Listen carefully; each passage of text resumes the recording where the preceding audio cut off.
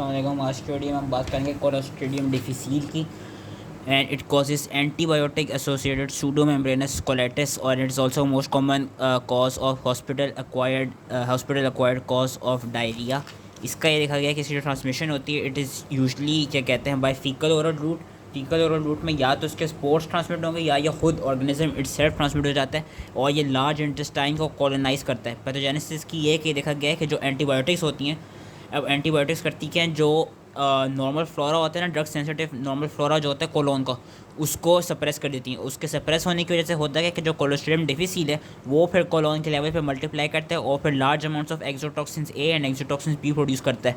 अब ये जो एक्सोटॉक्सिन ए और बी हैं ये दोनों हैं क्या, ये दोनों ग्लूकोसाइड ट्रांसफरेजेस हैं, यानी कि ये एंजाइम्स हैं जो कि करते क्या हैं, एक जी प्रोटीन होती है जिसका नाम होता है Rho G T P S. इस Rho G T P S G protein पर ये ग्लूकोज को ऐड कर देते हैं और इसकी वजह से होता क्या है कि ये कराते क्या हैं, ये एक्टिन की डीपोलिमराइजेशन कराते हैं which results in loss of cytoskeletal integrity, apoptosis कराते हैं और एंटेरोसाइट्स की डेथ कराते हैं। और एक्सोटॉक्सिन बी का है कि compare to exotoxin A, exotoxin B ज़रा ज़्यादा डेंजरस होता है।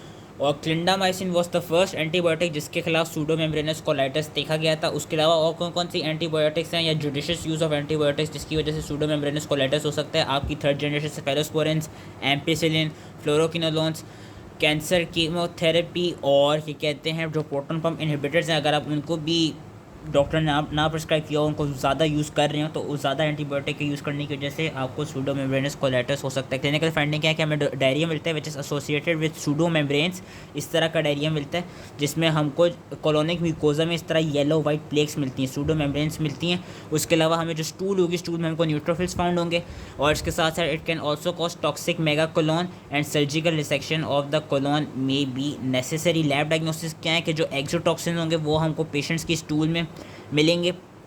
बाकी हम जो क्या कहते हैं, हम एक स्क्रीनिंग टेस्ट करा सकते हैं जिसमें हम करते क्या है, हम एंजाइम इम्यूनो एसे कराते हैं और हम डिटेक्ट करते हैं कि if the patient has glutamine dehydrogenase available या नॉट, क्योंकि जो क्लोस्ट्रीडियम डिफिसिल उसका देखा गया कि जितने भी आइसोलेट्स होते हैं क्लोस्ट्रीडियम डिफिसिल के वो सारे ग्लूटामिन डिहाइड्रोजिनेस प्रोड्यूस करते हैं। तो अगर एंजाइम इम्यूनो एसिसम को ग्लूटामिन डिहाइड्रोजिनेस मिल गया, इसका ये मतलब है कि उसको वही pseudomembranous colitis due to clostridium difficile हो रहा होगा। उसके अलावा हम और कौन कौन से टेस्ट एम्प्लॉय कर सकते हैं, एलाइसा करा सकते हैं और पीसीआर करा सकते हैं। पीसीआर के थ्रू हम बेसिकली जो जीन हम पीसीआर के थ्रू उस जीन को डिटेक्ट करेंगे जो कि एक्सोटॉक्सिन्स को इनकोड करिए, वेरस एलाइसा के थ्रू हम एक्सोटॉक्सिन इटसेल्फ को डिटेक्ट करेंगे। ट्रीटमेंट इसकी यही है कि एक तो जो एंटीबायोटिक्स जिनकी वजह से लग रहा है कि ये आपको कंडीशन हो रही है, उन एंटीबायोटिक्स का एब्रप्टली विड्रॉल करा दिया जाए। उसके अलावा वेंकोमाइसिन या फेडोक्सामिसिन ओरली दी जाए। और क्या कहते हैं, अगर इससे वो फ़ायदा ना हो तो ये देखा गया कि वैनकोमाइसिन प्लस मेट्रोनिडाजोल भी हम दे सकते हैं। जो फेडोक्सामिसिन है उससे रिलेटेड ये देखा गया कि वो ज़्यादातर जो रिकरेंट एपिसोड्स जो होती हैं सूडोमेम्ब्रेनस कोलाइटिस की, उसको ट्रीट करने के लिए ज़रा ज़्यादा बेहतर होती है फेडोक्सामिसिन।